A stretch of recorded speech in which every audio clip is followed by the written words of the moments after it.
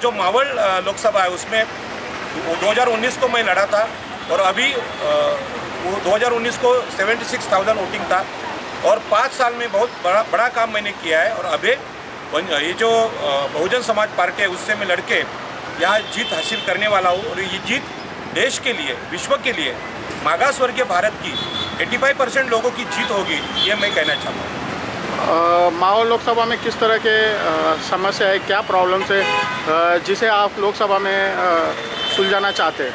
मावल लोकसभा में समुंदर का एरिया है, उरण, पनवेल, वहाँ के मच्छीमार लोग हैं, करजत है, हलापुर है, लोनावला है और ऊपर पिंपरी और चिंचवड़ है।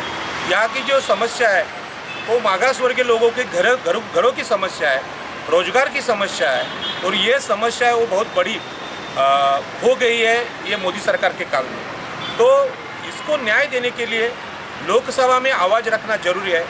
जो पहले यहाँ के खासदार है उन्होंने कभी ऐसा काम नहीं किया हो और अभी वो प्रचार कर रहे हैं कि हमको जिताना है, लेकिन मागास वर्गीय लोगों का जो आवाज़ था अभी तक मावल से लोकसभा में गया और इसके लिए मैं ये घर घर जाकर आदिवासी का आवाज़ रहेगा, SC/ST का आवाज़ रहेगा, ये आवाज़ लेकर लोकसभा के लिए निकल चुका। काशीराम साहब के बारे में क्या कहेंगे, बहन मायावती के बारे में क्या कहेंगे? काशीराम साहब के बारे में मैं ये कहूँगा कि मेरी लड़ने की जो प्रेरणा है डॉक्टर बाबा साहेब आंबेडकर और आगरी समाज के नेता नारायण नगू पाटिल, जिन्होंने जो भूमिहीन लोग थे उनको जमीन मिलनी चाहिए, घर मिलना चाहिए, इसके लिए मराठी में बहता बोलता हूँ, कसेल त्याची जमीन राहील त्याचं घर, ये आंदोलन महाराष्ट्र में किया था। जंगल का आंदोलन उन्होंने किया था, पानी का आंदोलन किया था।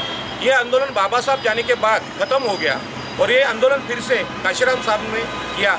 लोकसभा में उन्होंने ये कहा कि इस देश में सामाजिक लोकशाही नहीं है, आर्थिक लोकशाही नहीं है, विषमता के कारण यहाँ का मागास वर्गीय स्त्रियाँ है, शूद्र है, अतिशूद्र है, वो लड़ नहीं पाता, इलेक्शन नहीं लड़ पाता। इसके लिए पहले आंदोलन जमीन के ऊपर होना चाहिए, काशीराम साहब ने किया।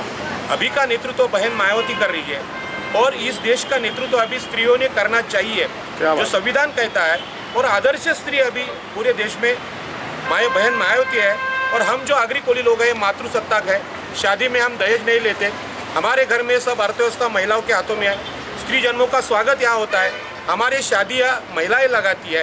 ये सब मातृसत्ताक कल्चर देख के एकवीर आई को हम आदर्श मानते हैं, जिन्होंने भगवान बुद्ध को जन्म दिया है। और भगवान बुद्ध का परिचय डॉक्टर बाबा साहेब आंबेडकर ने 1956 को दिया है। तो ये सब विचार बहुजन समाज पार्टी का विचार है।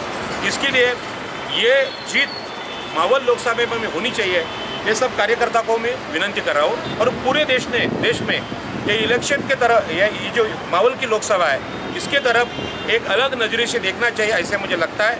और भारत के सभी लोगों ने, क्योंकि ये पिंपरी चिंचवड़ और नवी मुंबई में पूरे भारत से लोग आए, तो वोटर्स है, पूरे इंडिया के वोटर्स है, तो सभी लोगों को मेरी विनती है, हाथी हमारी निशानी है और सबसे बड़ी निशानी है, नंबर 1 निशानी है, बाबा साहब की निशानी है।